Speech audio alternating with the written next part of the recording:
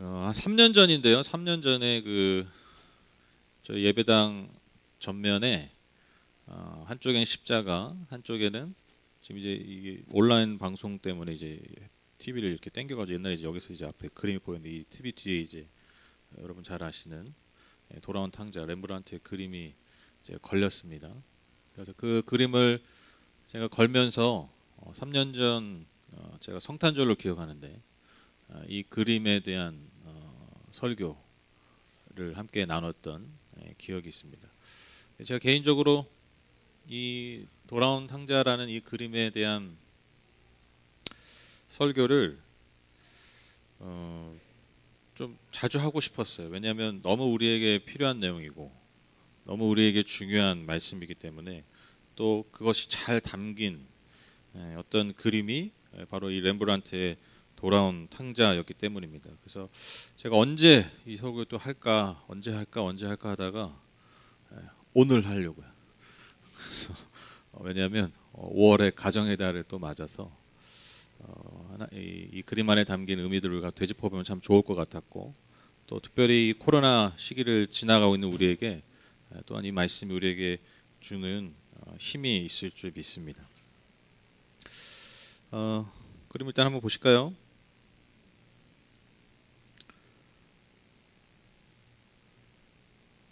네, 렘브란트라는 아주 유명한 네덜란드의 화가가 그린 돌아온 탕자라는 그림입니다. 먼저 제가 이 그림 설명하기 전에 렘브란트라는 사람이 어떤 사람인가 잠깐 제가 설명을 좀 드릴게요. 이 사람이 이제 17세기 네덜란드 화가인데요. 부유한 아주 부자였던 재분업자의 9번째 아들이었다고 합니다. 근데 이 사람이 이 유럽의 어떤 미술사에 있어서 가장 위대한 화가 중에 한 명으로 여겨지고 있어요. 특별히 그의 어떤 별명이 하나 있는데 그게 뭐냐면 빛의 화가라고 불리는 그런 별명이 있습니다. 이렇게 딱 사진이 이 그림 보시면 이 명암의 대비가 굉장히 뚜렷하죠. 그러니까 이런 시각적 효과를 굉장히 잘 드러냈던, 그래서 뭐 굉장히 아주 막 거의 투명해 보일 정도로 어떤 그런 그림들 있죠. 그 이면 뒤에는 어떤 명암들을 아주 짙게 하고서 이 사람이 렘브란트 이런 그림 그릴 때 당시에는 굉장히 센세이셔널했던 그런 그림이었습니다. 그래서 굉장히 유명해지는 그런 사람이었습니다. 그래서 렘브란트가 이제 젊은 시절부터 이제 초상화가 사람의 얼굴을 모습을 그린 이 초상화가로 아주 명성을 떨쳤다고 합니다. 그리고 결혼도 아주 부유한 자제와 해서 굉장히 또 큰 부자가 되었다고 전해지고 있습니다. 그러니까 결혼도 부자화하고 또 막 젊은 시절에 잘 나가니까요. 뭐 돈을 뭐 얼마나 많이 벌었겠어요. 그렇게 잘 나가던 중에 그가 이 돌아온 탕자와 관련돼서 그린 그림이 하나가 있어요. 아까 보여드렸던 그 돌아온 탕자 말고 또 하나 그린 것이 있는데 그게 뭐냐면 바로 이 그림입니다. 제목이 탕자의 풍경 속에 있는 렘브란트와 사스키아입니다. 여러분 그 남자 보이면 딱 진짜 딱 봐도 탕자 같이 보이죠. 그죠? 술 좋아하고 여자 좋아하고 딱 그렇게 생겼죠. 근데 여러분 이 제목에도 딱 담겨 있지만 이게 지금 누구냐면요. 이 탕자가 누구예요? 지금 모델이 누구예요? 렘브란트 자신이에요. 그럼 그 옆에는 여인 사스키아는 누구냐? 렘브란트가 사랑했던 아내의 이름입니다. 그러니까 자신의 모습과 초상화와 자기 아내의 초상화를 렘브란트의 풍경 속에 아니 렘브란트가 아니죠. 이 돌아온 탕자의 풍경 속 안에 그린 거예요. 그러니까 자기 자신을 탕자로 그린 거예요. 굉장히 좀 의문이 들죠. 왜 자기 자신을 탕자로 그렸을까? 그리고 또 이 그림이 언제 그렸냐면 그 렘브란트가 굉장히 잘 나갈 때, 굉장히 유명하고 돈을 많이 벌 때, 그때 그린 거예요. 왜 이 사람이 자기 자신을 탕자로 그렸는지 우리가 뭐 명확한 이유를 알 수 없겠지만 우리가 짐작해 보면 당시 이제 그 렘브란트가 뭐 아주 굉장히 호화스러운 삶을 살았는데 그런 호화스러움을 사치를 더 많이 누리기 위해서 심지어 자기 장인의 돈까지 빌려다 쓸 정도로 굉장히 사치가 심했다고 합니다. 그러니까 그림을 팔아서 번 돈으로도 모자란 거예요. 자기의 어떤 그런 사치를 만족시키기 위한 그 만족이 되지 않는 것이죠. 그러니까 아마도 본인이 잘 나가고 돈을 많이 쓰고 사치스럽게 살고 있지만 그 삶 이면에 자기 자신의 내면을 성찰할 때 아마 탕자의 모습이 보였던 것 같아요. 그래서 가장 잘 나갈 때 자신의 모습을 탕자로 그렸던 렘브란트의 모습을 우리가 볼 수 있습니다. 그런데 이제 그러한 부와 명예도 결국 영원히 가지 못했습니다. 그가 사랑했던 사스키아가 아들 티투스를 낳고 1년 만에 죽게 됩니다. 그리고 잘 나가던 그의 그림이 갑자기 이제 악평들이 쏟아지기 시작하면서 그로 인해서 이제 화가의 명성도 잃어버리게 되죠. 당연히 그가 쌓았던 많은 부도 함께 잃게 됩니다. 더 안타까운 것은 그의 말년에 그가 너무나 사랑하고 아꼈던 아들 티투스마저 죽게 되죠. 이렇게 말년에 모든 부와 명예를 잃고 심지어 사랑하는 가족들, 아들도 잃었던 그 렘브란트가 인생의 말년에 그렸던 그림이 우리가 가장 처음에 봤던 바로 이 그림, 돌아온 탕자입니다. 여러분 탕자 얘기 아마 뭐 다 잘 아실 거예요, 그렇죠?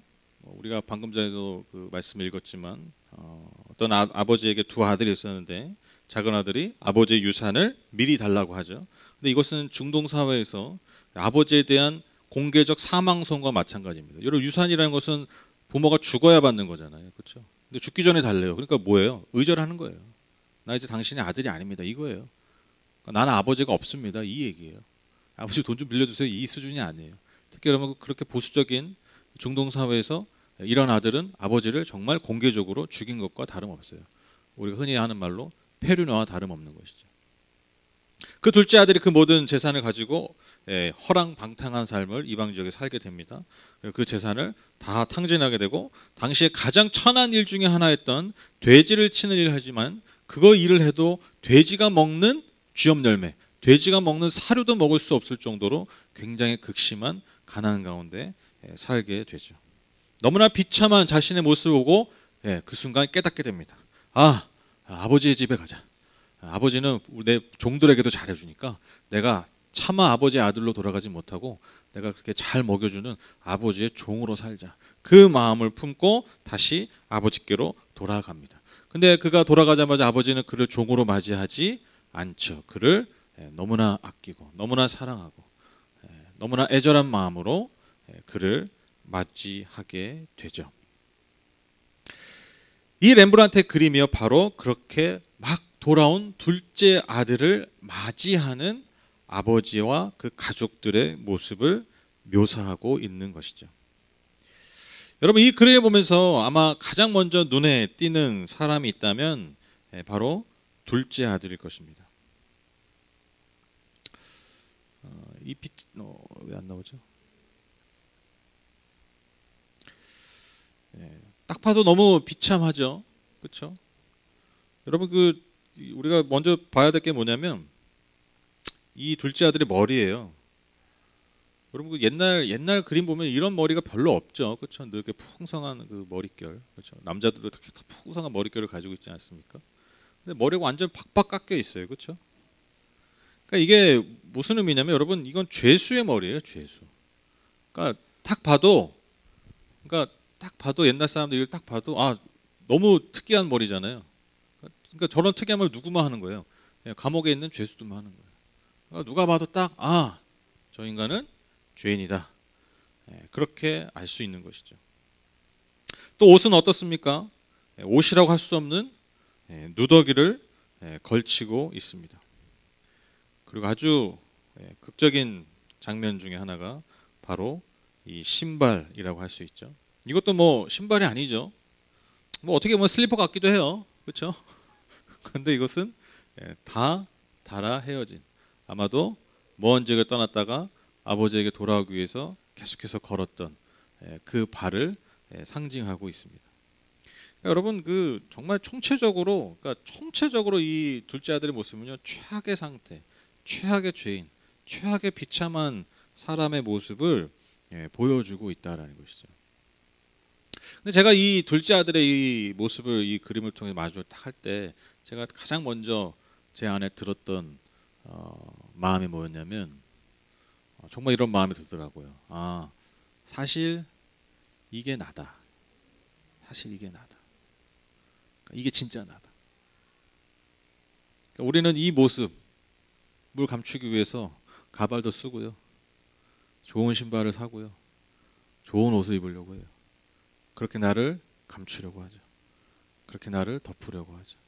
그런데 정말 내 모습은 하나님 앞에, 사람 앞에 이렇게 완전한 죄인, 완전히 영적으로 파산한 그러한 비참한 영혼이라는 것이죠. 그래서 하나님의 구원의 은혜 없이는 건져내질 수 없는 그런 영혼이라는 것을 이 둘째 아들의 모습을 통해서 마주하게 되었습니다. 이게 내 현실이라는 것이죠. 아무리 노력하고 아무리 노력해도 우리가 이 죄악의 굴레를 벗어날 수 없어요. 여러분 아무리 노력해도 그거 안 되시죠?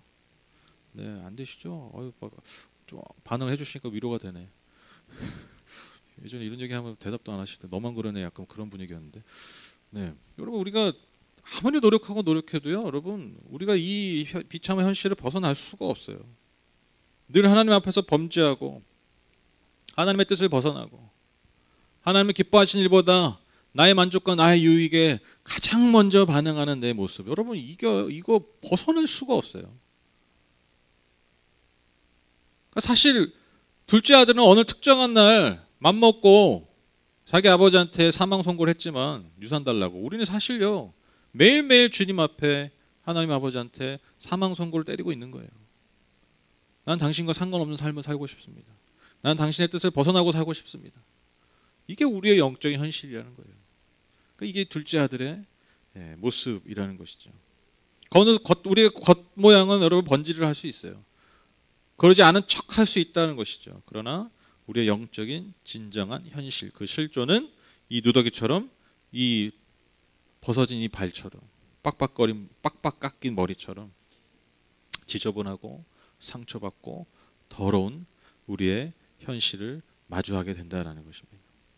정말 인정하지 않을 수가 없었어요. 이 그림을 보면서 아무리 나 자신을 속이고 포장한다 해도 내 모습은 하나님 앞에 무릎 꿇은 이 둘째 아들이라고 인정할 수밖에 없었습니다. 그 다음으로 이 아들을 맞이하는 아버지의 모습을 우리가 함께 보겠습니다. 여러분 그의 얼굴 한번 보시죠. 아버지의 얼굴 좀 어떠세요? 아버지의 좀 이상한 점이 없으신가요? 눈이 침침하시죠? 그렇죠? 좀 너무 멀리 있죠? 여러분 잘 보면요 눈의 시선이 명확하지가 않아요. 아까 제가 말씀드렸죠. 렘브란트가요 초상화가예요. 아주 유명세를 떠진 초상화가예요. 그가 저렇게 대충 그렸을 리가 없어요. 잘못 그릴 리가 없다라는 거예요. 뭔가 눈의 초점이 이상합니다. 그렇죠? 그러니까 이게 뭐냐면 잘못 그린 게 아니라, 이상하게 그린 게 아니라 지금 이 아버지의 눈이요 거의 실명 직전이라는 거예요. 왜 실명 직전에 아버지의 눈이냐? 많은 이들이 이렇게 해석합니다. 집 떠난 둘째 아들이 돌아오기 위해서 돌아온 날까지 눈물로 밤을 지샜던 그 나날이 모여서 이 아버지의 눈이 멀어져 갔다라는 거예요. 그것을 렘브란트가 지금 표현하고 있는 거예요. 또렷한 눈이 아니라 그 아들에 대한 그리움과 아픔 때문에 울며 나날이 기다렸던 그 아버지의 모습이 저 초점 없는 눈에 있다라는 것이죠. 즉 아들에 대한 사랑으로 그의 눈이 멀었다라는 것이죠. 여러분 사실 그렇지 않습니까? 사랑은 눈먼 자들이 하는 겁니다. 그렇죠? 그렇죠? 다 똑바로 보면 사랑 못해요. 그렇죠? 다 보여 막. 그러면 어떻게 해요? 사랑 못해요. 왜? 다 불편하거든. 다 못 받아들이거든요. 근데 다 명확히 다 보이지 않아야 때로는 눈을 감아야 여러분 우리가 진짜 사랑할 수 있어요. 진짜 품을 수 있죠. 마찬가지입니다. 여러분 하나님 우리를 어떻게 품으실 수 있습니까? 하나님 어떻게 우리를 다시 안으실 수 있습니까? 우리가 완전해서가 아니에요. 그분의 눈이 멀기 때문에.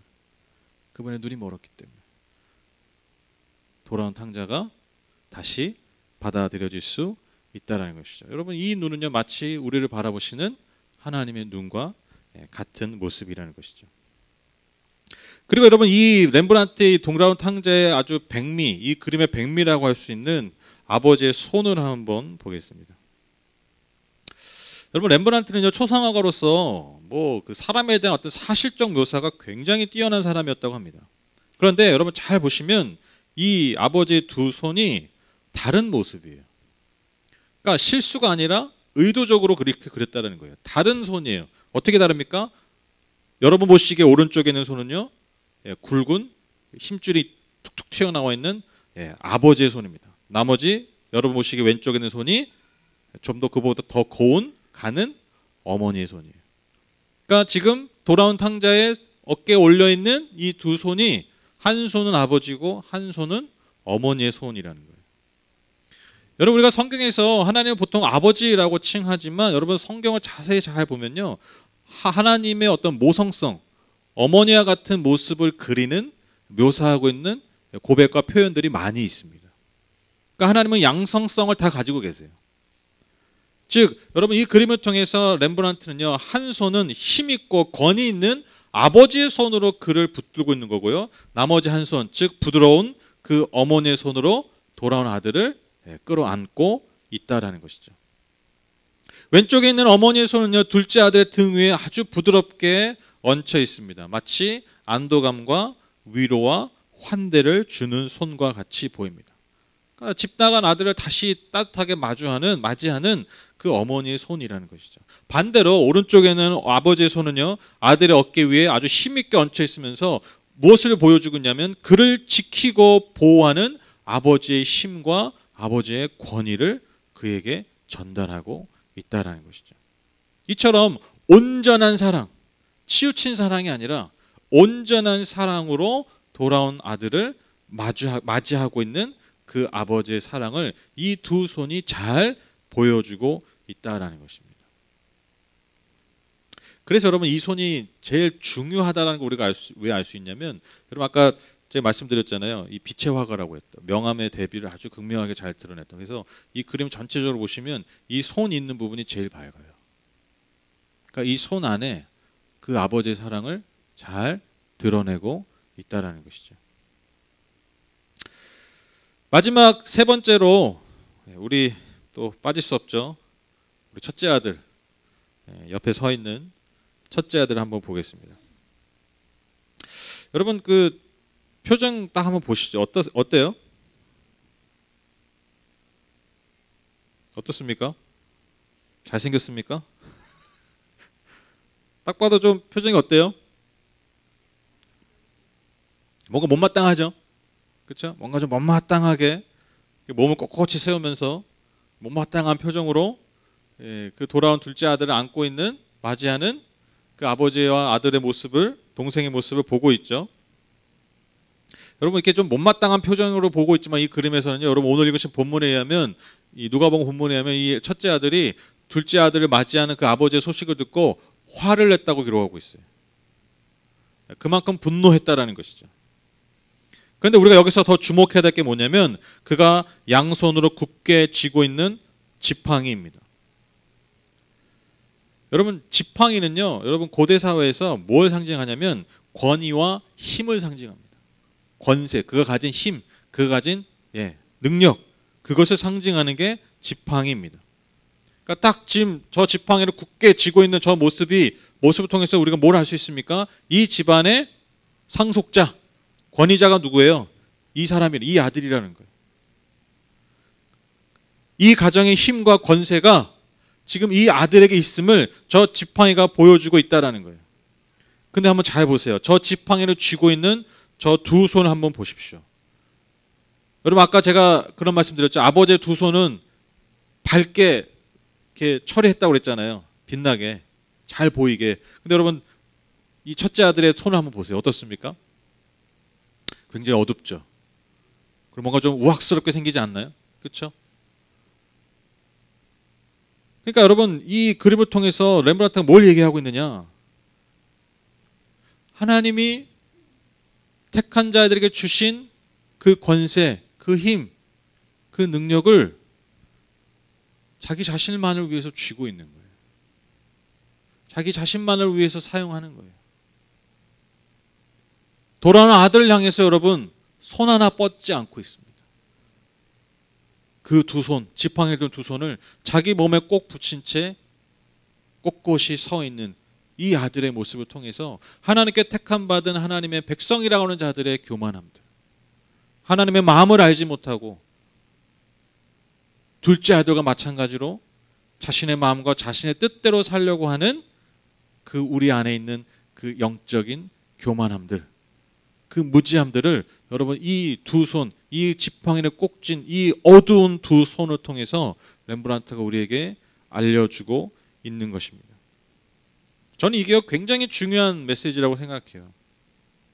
여러분, 저와 여러분들이 자격이 있어서 구원받은 게 아니잖아요. 뭔가 자격에 합당해서 여러분 우리가 하나님의 의에 이르고 하나님의 자녀라 부름받은 것이 아니라는 것이죠. 모든 것이 다 하나님의 은혜입니다. 하나님이 우리에게 베풀어 주신 전적인 은혜예요. 그런데 우리가 그것을 쥐는 순간 어떻게 해요? 내 것으로만 만들려고 한다는 거예요. 그게 우리의 수많은 종교 생활을 채우고 있다는 거예요. 나의 만족과 내 유익과 내 뜻을 이루기 위해서 하나님이 내게 주신 그 권세를 쥐고 놓지 않으려 하는 거예요. 여러분, 하나님 입장에서는요, 똑같아요. 뭐가 똑같습니까? 둘 다 잃어버린 아들이라는 거예요. 집 나간 아들만 잃어버린 아들이 아니에요.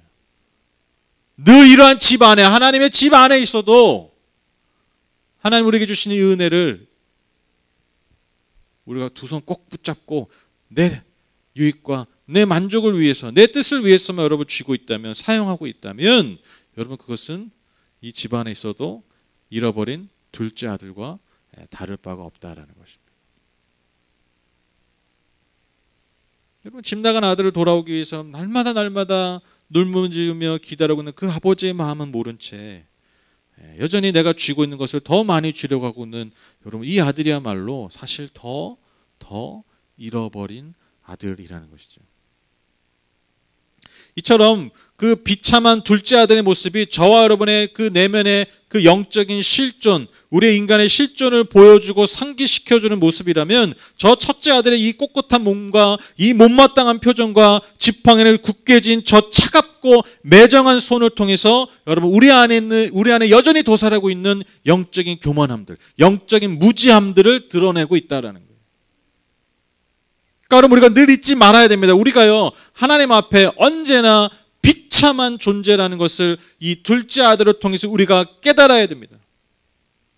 그리고 하나 더, 여러분 우리가 하나님의 자녀로서 우리가 날마다 순간순간 우리 자신을 영적인 교만함 가운데 빠뜨리고 하나님의 마음과 하나님의 뜻보다 내 마음과 내 뜻, 내 만족과 내 유익을 위해서 하나님의 집 안에서 하나님의 이름으로 누구보다 열심히 살 수 있다라는 거예요.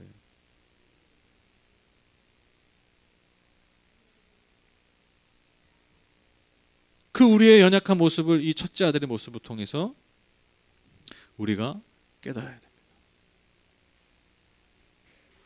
여러분, 그래서 저희가 이 그림을 이 성전 앞에 건 거예요.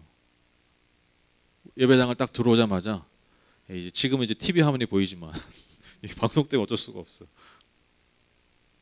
들어오자마자 우리가 이 예배당에 자리에 앉자마자 이 그림을 통해서 깨닫길 원하는 거예요.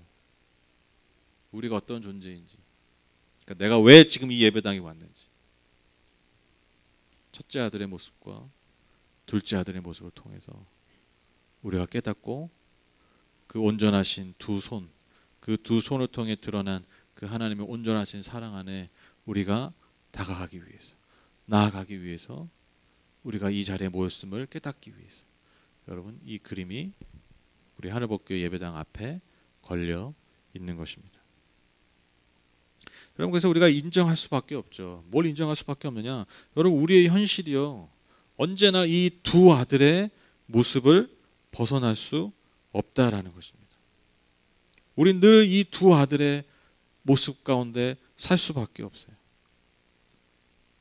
둘 사이에 왔다 갔다 할 뿐입니다. 그렇죠? 듣고 보니까 그러시죠? 이 둘 사이 자꾸 왔다 갔다 하시죠? 그렇죠? 에이, 여기까지 얘기하는데 인정하셔야지. 잘 나갈 때는, 잘하는 것 같을 때는 막 되게 교만하고, 그렇죠? 지팡이 꽉 쥐고 있고, 또 이것저것 못하고 막 하나님 부족하면 뭐 그 둘 사이 있잖아요. 그렇죠? 중간이 없어 우리가. 그러니까요, 여러분, 우리가 기댈 게 뭐예요?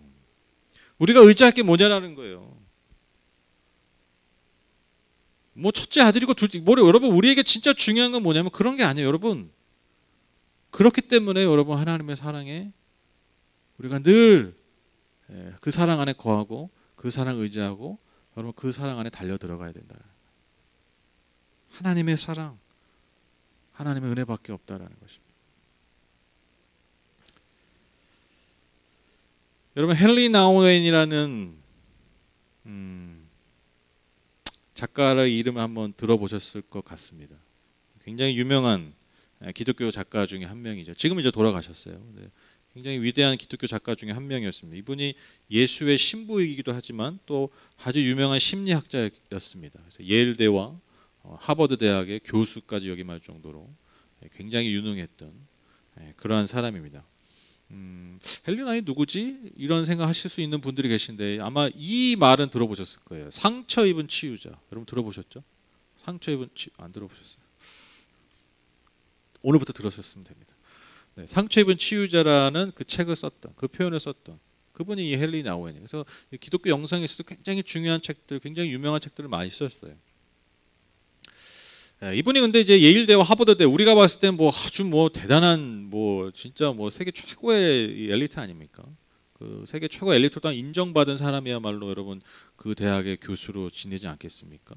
그러니까 뭐 우리가 봤을 때 뭐 굉장히 뭐 만족스럽고 굉장히 행복한 삶을 살았겠다. 그렇게 생각할 수 있지만 여러분, 이분이 예일대와 하버드대 교수를 지내면서 계속해서 이분이 갈등하고 고민했다고요. 왜? 여기가 내가 있을 곳이 아니다. 그러니까 그의 영혼이 만족하지 못하는 거예요. 그래서 하나님의 진정한 부르심에 대해서 늘 갈등과 갈증을 느꼈다고 합니다. 그러다 결국 신경쇠약증과 우울증에 걸렸다고 해요. 그래서 막 빈민 선교도 해봤다가 근데 또 거기 부르심이 아니어서 다시 또 교수하다가 계속해서 갈등하는 거예요. 그렇게 굉장히 고통스러운 나날을 보내던 중에 그가 지적 장애인 공동체인 라르쉬라는 공동체로 부름을 받게 됩니다. 그러니까 지적 장애인들 있잖아요. 그 사람들 이렇게 모인 그 공동체, 그 라르쉬라는 공동체가 있는데 거기에 들어가게 된 거예요. 근데 많은 이들이, 그 주변에 있던 많은 이들이 걱정한 거죠. 아니, 당신의 지적 수준이 있는데 이게 소통이 되겠습니까? 그 지적, 그러니까 어떻게 보면 여러분 최고 엘리트와 어떤 지적으로 가장 낮은 수준의 사람이 공존해야 되잖아요. 그러니까 이게 가능합니까? 많은 사람들이 걱정했다고요. 그런데 이제 그 사람이 하는 얘기가, 헨리 나우엔이, 이건 내가 가고 싶어서 가는 게 아니라 하나님 나를 거기를 부르셨다. 내가 그들을 도우러 가는 것이 아니라 하나님 나를 부르셨기 때문에 내가 갈 뿐이다. 그렇게 고백하면서 그 라르쉬라는 공동체로 들어갔다고 합니다.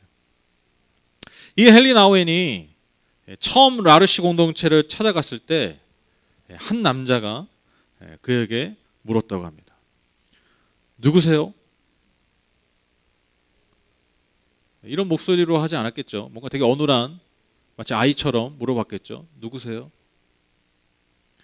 나우엔은 이제 자기 자신을 뭐 설마 나를 모를까 싶어서 뭐라고 얘기했냐면, 제가 하버드대 교수 뭐 헨리 나우엔입니다. 이렇게 자신을 소개했다고 합니다. 그런데 그 남자가 다시 물었다고 합니다. 하버드? 그게 뭐예요? 나우엔이 뭐라고 대답했냐면, 사람들이 가장 가고 싶어하는, 많은 사람들이 가고 싶어하는 대학입니다 라고 설명했다고 합니다. 그런데 그 남자는 다시 맑은 눈으로 이렇게 물었다고 합니다. 사람들이 거기 왜 가고 싶어 하죠?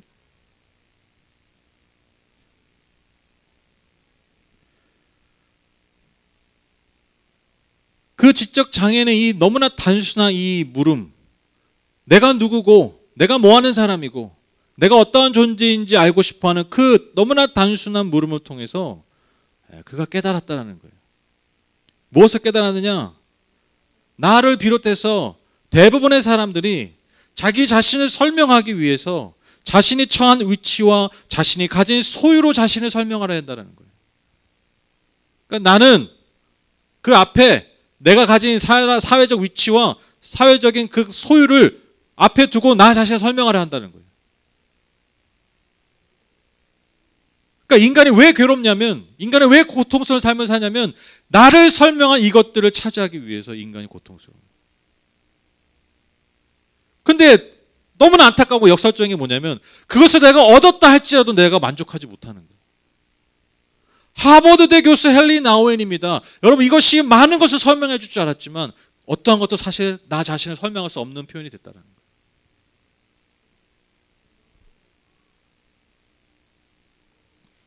그래서 여러분 참 아까 그 장애인이 했던 지적 장애인이 했던 그 질문 여러분 한번 잘 되짚어 보세요. 누구세요?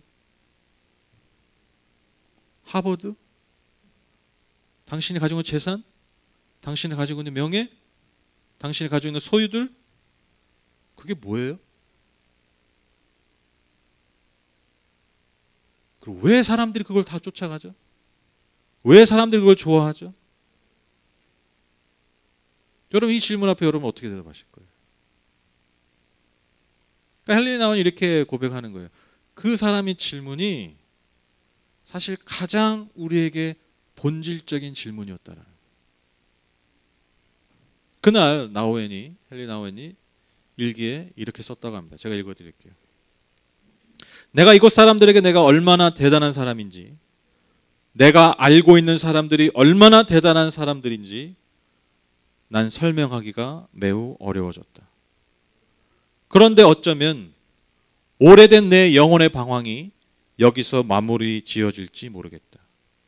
왜냐하면 이들은 하나님이 인간을 대하는 방식과 가장 유사한 방식으로 나를 대하고 있다. 오직 나의 이름 헨리로. 존재 자체로 대하는 거예요. 존재 자체. 이게 하나님이 저와 여러분을 대하시는 가장 본질적인 방식입니다. 결론을 맺겠습니다. 무슨 사진이죠?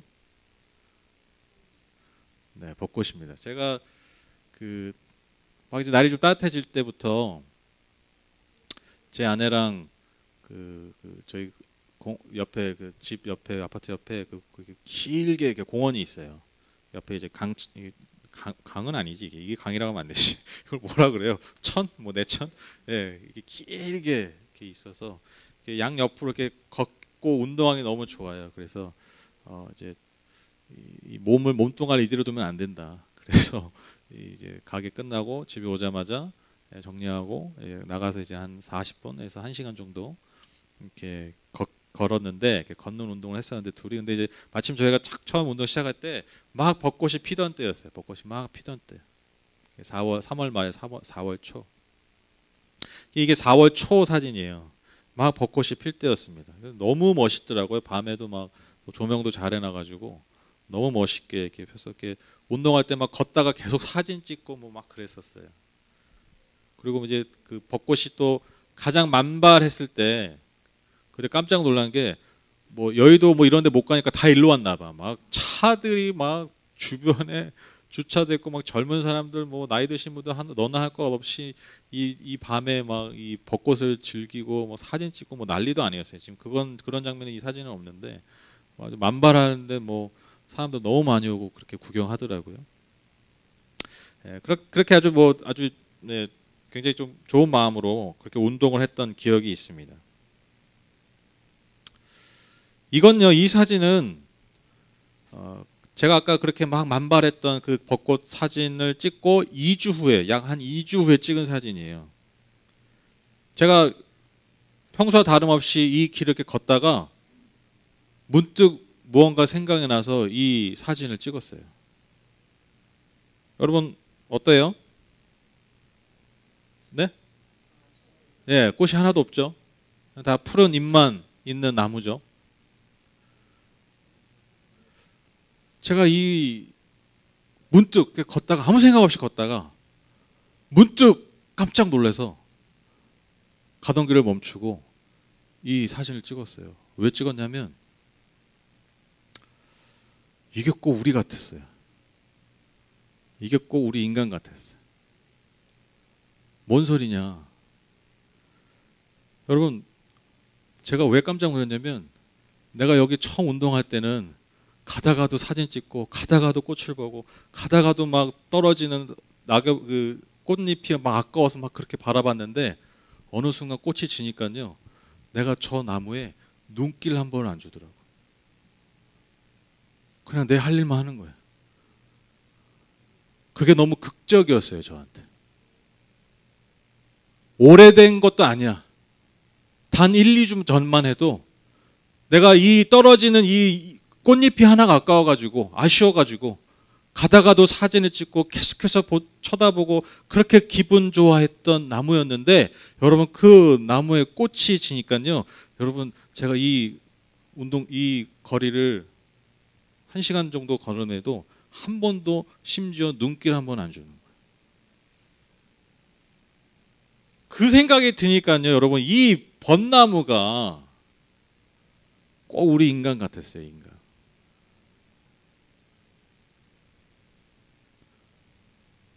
사람들이 좋아할 만한 벚꽃을 맺기 위해서 평생을 수고하고 노력하는데, 그래서 그 벚꽃을 활짝 폈다 해도 기껏해야 일주일이에요.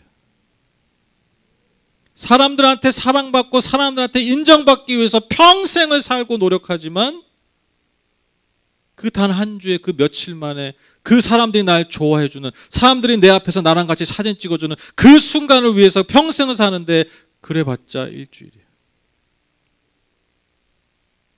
내가 가지고 있던 그 꽃이 지면 눈길 한 번 안 주는 게, 여러분 그게 세상 아닙니까? 그게 인간이에요. 그게 인간의 삶이에요. 저 이번에 알았어요. 벚꽃나무인 줄 알았어요. 벚꽃나무인 줄 알았어요. 벚나무였더라고요. 우리가 벚꽃은 그렇게 좋아하는데 벚나무 좋아하는 분 보셨습니까? 근데 벚꽃은 누구의 것이에요? 벚나무의 것이잖아요. 우리는 벚나무 좋아하지 않아요. 벚꽃을 좋아하죠. 죄송합니다. 여러분 칭찬하는 인간들이 그런 인간들이에요. 여러분한테 뭔가를 원하는 인간들이 그런 인간들이에요. 여러분이 가지고 있는 벚꽃을 좋아하지 벚나무, 여러분 존재 자체를 좋아하는 게 아니에요. 여러분 이래서 인간이 이렇게 사는 겁니다. 고통의 고난의 굴레를 벗어날 수가 없는 거예요. 왜? 내 존재 자체를 사람들이 좋아하지 않기 때문에. 나라는 존재를 사람들이 받아주지 않기 때문에. 늘 너 어떤 꽃을 피웠어? 너 어떤 열매를 맺었어? 너 얼마나 화려해? 너 얼마나 능력이 출중해? 이것으로 우리를 판단하고 좋아할지 말지, 받아들여줄지 말지, 인정해줄지 무시할지 결정하기 때문에, 그 기준 앞에 눈을 뜨자마자 우리는요 늘 이 세상의 삶에 처해지는 거예요. 그러니까 여러분 인간의 삶이 어떻게 평안이 있겠습니까? 인간의 삶에 여러분 어떻게 만족이 있겠어요?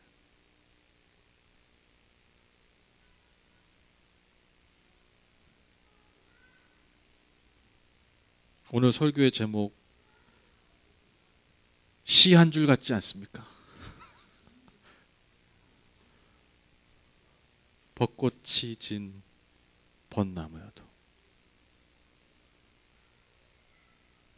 하나님의 아버지의 사랑은 영원하십니다. 저와 여러분을 향한 하나님의 사랑은 벚꽃이 진 그 벚나무일 때 오히려 더 극명하게 드러납니다. 우리가 아직 죄인 되었을 때,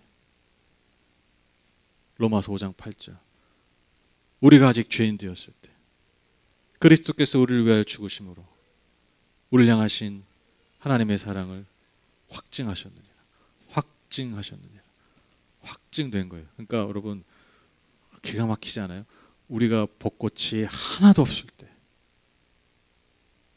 하나님 우리를 더 사랑하시는 거예요. 마치 둘째 아들을 품으시는 그 아버지의 두 손처럼, 내 마음을 하나도 몰라주는 아들일지언정 늘 내 품 안에 거하게 하는 그 아버지의 사랑처럼, 그 아버지의 품처럼 여러분 하나님은 저와 여러분을 그렇게 사랑하십니다.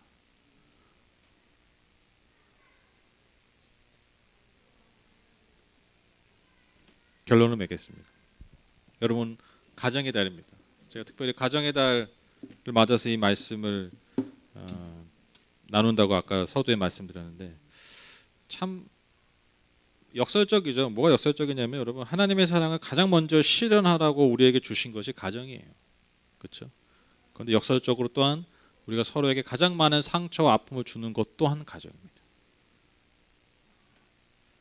이 굴레를 우리가 깨트릴 수가 없어요, 사실. 그게 우리의 실존입니다. 우리의 어쩔 수 없는 현실이에요. 그러나 우리가 소망하는 것이죠. 뭘 소망합니까? 여러분, 우리의 사랑으로 여러분 우리가 살아갈 수 없어요. 아까도 말씀드렸지만 우리의 사랑은요, 벚꽃이 피어야 발동합니다. 그래서 우리 안에 필요한 사랑이 무엇입니까? 벚꽃이 진 벚나무여도 우리를 사랑하시는 그 하나님의 사랑이 우리에게 충만하기를, 그 사랑을 소망하는 그런 마음이 가득한 5월의 나날이 되시기를 소망하는 마음으로 오늘 이 말씀을 나눕니다. 여러분, 소망하고 기도하세요. 하나님, 우리의 가정 안에 또한 내 삶 안에 한 뼘이라도 더 벚꽃이 아니어도 그 벚나무 자체를 사랑할 수 있는 하나님의 마음 주십시오. 하나님 아버지의 마음 주십시오. 그리고 그 마음이 풀어지는, 열매 맺는 우리의 가정들이 되게 해주십시오. 우리가 그렇게 소망하면서 기도하는 이 5월의 나날들이 되셨으면 좋겠습니다. 우리 같이 찬양 하나 하시고 함께 기도하시죠.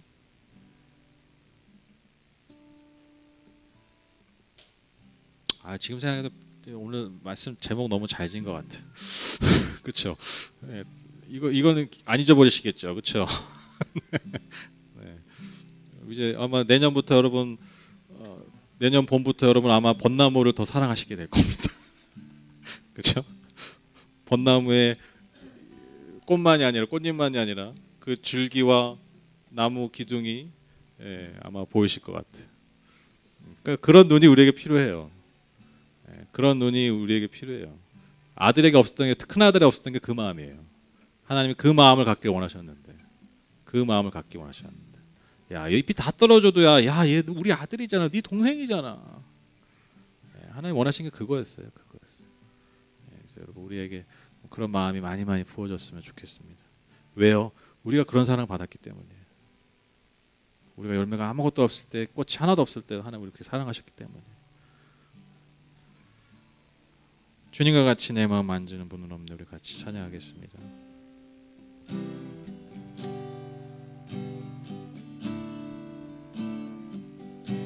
주님과 같이.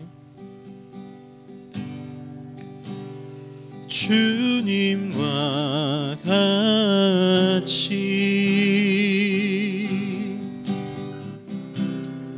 내 마음 만지는 분은 없네.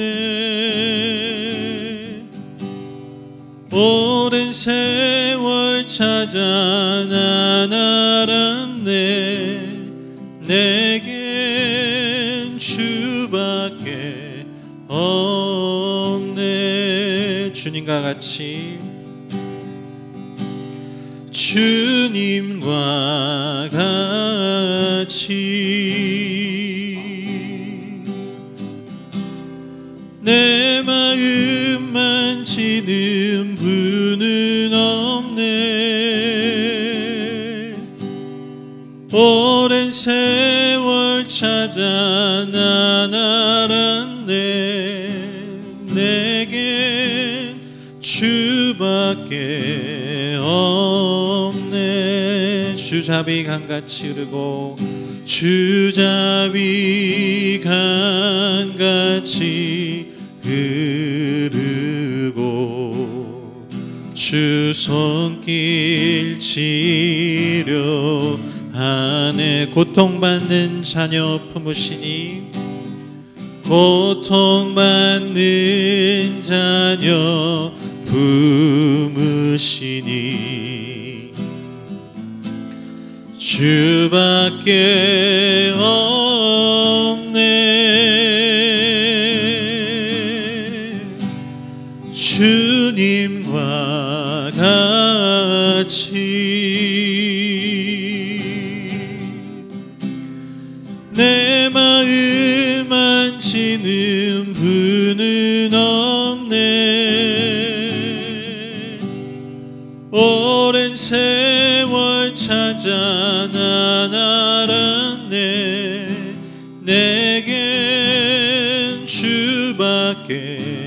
없네. 주잡이 강같이 흐르고 주잡이 강같이 흐르고 주 손길 치료하네. 아멘. 고통받는 자녀 품으시니 고통받는 자녀 품으시니 주밖에 없네. 주님과 같이 내 마음 만지는 분은 없네. 오랜 세월 찾아 난 알았네. 내겐 주밖에 없네. 주님과 같이 주님과 같이